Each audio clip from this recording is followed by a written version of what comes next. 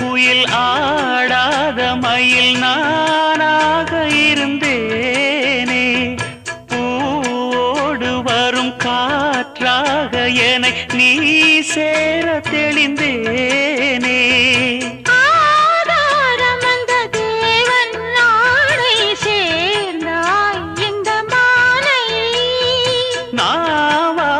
ருசித்தேனே தேனை தேர்ந்தேன் இன்று நானே.